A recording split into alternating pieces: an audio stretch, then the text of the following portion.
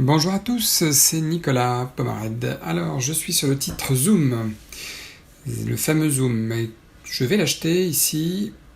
Voilà, 30 titres avec un stop placé sous le point bas. Vous l'aurez deviné. Alors, voilà le niveau de stop ici. Alors, je vais mettre une alerte plutôt qu'un stop, parce que comme ça, si jamais ça touche et que ça rebondit, on évite de se faire stopper et on sort plutôt après une confirmation, j'ai envie de vous dire. En plus, là, vous voyez, je m'aperçois que j'ai fait une belle erreur.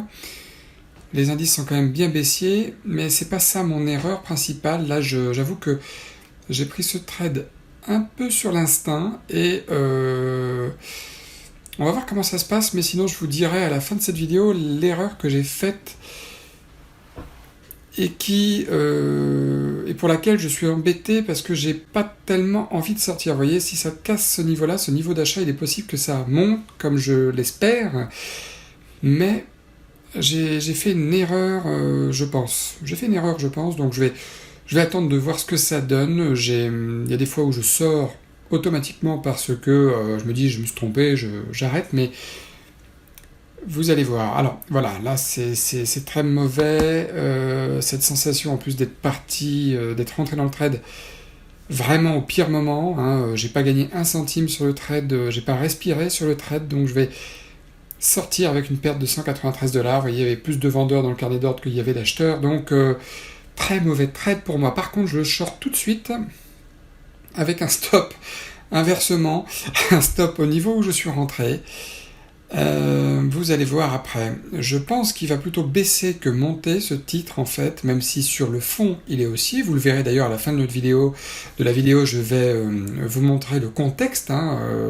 Voilà. Et je pense qu'il va au moins casser ce niveau-là. C'est le plus haut de la veille. Voilà, pour clôturer le gap de la veille. Et aussi, pourquoi pas, le niveau des 470 $, le niveau du chiffre rond. C'est pour ça que mon objectif est mis un peu plus bas. Parce qu'en général, quand ça casse un chiffre rond, ça le transperce un peu plus loin. Voilà.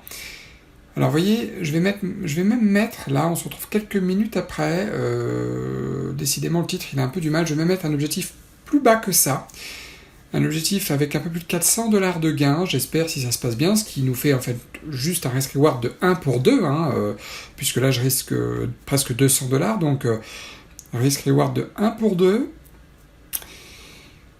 J'aimerais bien que le Nasdaq ici casse son plus bas de la journée, qui casserait également le plus bas de la veille, ou plutôt de vendredi dernier, donc ça casserait deux plus bas d'un seul coup, ça serait très bien pour mon scénario. D'ailleurs, je renforce de 10 titres ma position, j'avais 30 titres, j'en ai pris 40 finalement, en short, puisque ça touche à nouveau mon point d'entrée, et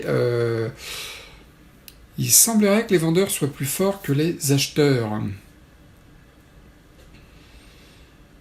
Mais c'était très énervant d'être rentré tout à l'heure à l'achat sur le titre et que même pas il grimpe un tout petit chouïa de plus. C'est vraiment ce qu'il y a de plus énervant en trading, plus énervant que de perdre même. C'est vraiment mon point de vue personnel. Alors, donc j'attends. Allez, voilà, j'accélère la vidéo. Donc le titre a bien cassé, on se retrouve 10 minutes après. Grosso modo, 10 minutes après, il a cassé. Là, les indices se sont effondrés, pour la journée en tout cas. Donc je regarde le niveau auquel je suis rentré et ressorti. Je suis rentré et sorti dans le sens, je suis sorti pour prendre ma perte tout à l'heure et re-rentré pour rentrer sur le short. Donc là, plus 200 $, donc j'ai déjà couvert ma perte, mais c'est pas suffisant. C'est pas suffisant pour faire une journée correcte. Le potentiel du titre. Le potentiel du titre, ZM, c'est un titre qui est capable de bouger d'environ 30 $ par jour. C'est son range moyen, son ATR. Et son plus haut actuel est de 486 et son plus bas actuel est d'environ 470. Donc il a bougé de 16 $. Donc il est largement capable d'aller titiller les 460. Et même moi j'ai été prudent puisque j'ai mis un objectif environ autour des 463 $ au niveau de ZM. Le fait que j'ai renforcé ma position, ça m'a permis de deux choses. Comme vous le voyez, j'ai pu baisser mon stop.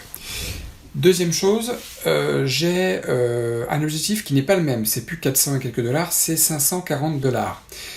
Mais je ne vais pas forcément le tenir, cet objectif, mais par contre ça me permettra de prendre en 2 fois ma position.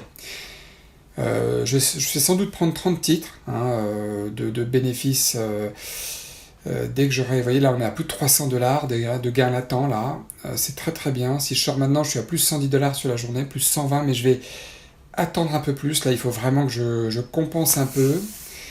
Mais je vais essayer de le prendre en 2 fois parce que c'est peut-être, je dis bien peut-être, un peu gourmand de le prendre en une seule fois. Allez, soyons fous, 300 dollars, voilà.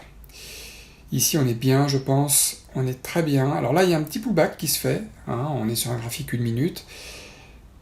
Et oui, on vient de casser les 470 dollars, donc là, faut savoir que les professionnels, le fait que ça a comblé le gap de la veille, ont une prime, là. S'ils achètent sous le gap de la veille, donc sous le plus haut de la veille, excusez-moi, donc c'est le cas. Là, vous voyez, l'addition de mes 2 positions, prises en 2 fois, ferait 430 dollars.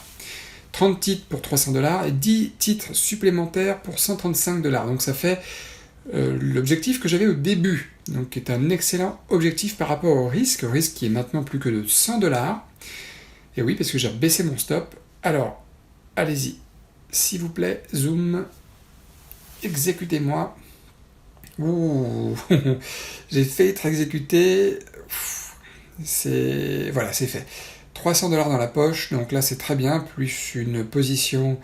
Donc là je modifie évidemment mes tailles pour voilà, que ça soit cohérent. Vous voyez là le gros chiffre là, 460 dollars, gros chiffre rond, je ne vais pas mettre mon objectif en dessous de ce chiffre là parce que c'est quand même un gros chiffre rond. Et je vous montrerai pourquoi j'ai baissé mon objectif plus bas que les 470. Vous le verrez tout à l'heure sur le graphique 15 minutes particulièrement. Alors là, allez, je remonte un petit peu là, histoire de se faire sortir. Si c'est le retournement de tous les retournements, il ne faut pas que je perde les 100 dollars de ratio. Allez, je vais attendre un petit peu. Là, on est bien, 110 dollars, c'est bien. Super, un peu plus de 110 dollars plus les 300 dollars, donc c'est super. Donc total, pour le titre aujourd'hui, 227 dollars de gain. J'ai pas eu beaucoup de candidats aujourd'hui. Alors voilà, mon erreur que je vous disais tout à l'heure, c'est ça, c'est le VWAP. J'ai acheté sous le VWAP. Et c'est pas bon. Ça, il n'y a que les institutionnels qui peuvent le faire avec des très gros fonds.